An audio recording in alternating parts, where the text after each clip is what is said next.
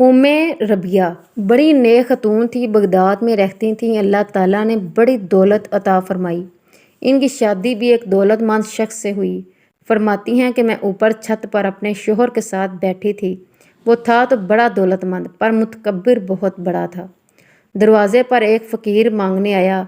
मेरा खामद बालकनी से झांक कर कहने लगा, इसे कुछ न देना, ये दुकानदार है और ये दुनियादार है बने हुए हैं, जानबूझ के मांगते हैं। तो मैंने कहा, तेरी दौलत से नहीं दूंगी, मेरे मेके से जो कुछ आया हुआ है इसमें से देने की इजाज़त दे देना।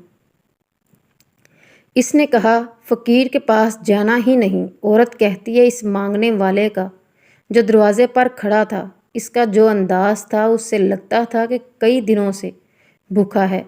इस जवान के चेहरे पर अजीब भूख थी।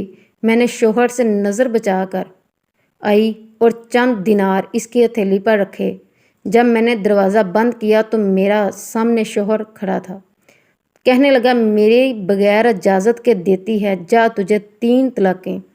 मैं इज़्ज़तमंद बाप की बेटी तलाक लेकर घर आ गई। जुर्म मेरा ये था कि मैंने अल्लाह के रास्ते में खैरात की थी। कहती है कि मेरा वालिद परेशान हो गया।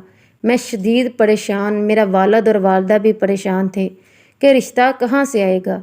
1-2 साल शदीद कुर्ब में रहे तो मेरा एक रिश्ता आया, बड़े अमीर आदमी का था। मैं तलाक याफ्ता थी पर रिश्ता कंवारे का आया। जब वो रिश्ता हो गया तो पहले दिन अपने खामद के पास गई तो मुझे कहने लगा, मुझे जानती हो मैं कौन हूँ? मैंने कहा, नहीं। तो कहने लगा, मैं वही हूँ जो तेरे दरवाजे पर खैरात लेने आया था। तुझे मेरी वजह से तलाक हुई तो मैं इसी रात जाके मसल्ले पर रोया कि मौला, मेरी वजह से बेचारी का घर उजड़ गया। फिर मैंने 18 घंटे मेहनत की तुझे इज़्ज़त देने के लिए। कहने लगा, अब तुझे बीवी बना के नहीं, महारानी बना के रखूँगा, तेरी नौकरी करूँगा, तू मेरी मुहसना है। 1 साल गुज़रा, मुझे अल्लाह ने बेटा भी दिया। मेरा शोहर सारे काम खुद करता था। एक दिन मैं छत पर अपने शोहर के साथ बैठी थी। दरवाजे पर मांगने वाला आया तो कहने लगा कि अगर मांगने वाला आए तो तुम खुद देने जाना। मैं दरवाजे पर मांगने वाले को देने गई तो मेरी चीख निकल गई। मैं ड्रम से गिरी। मेरा शोहर दौड़ा आया। कहने लगा कि क्या हुआ? मैंने कहा, पता है मांगने वाला कौन आया है? ये वही है जो मेरा पुराना शोहर था।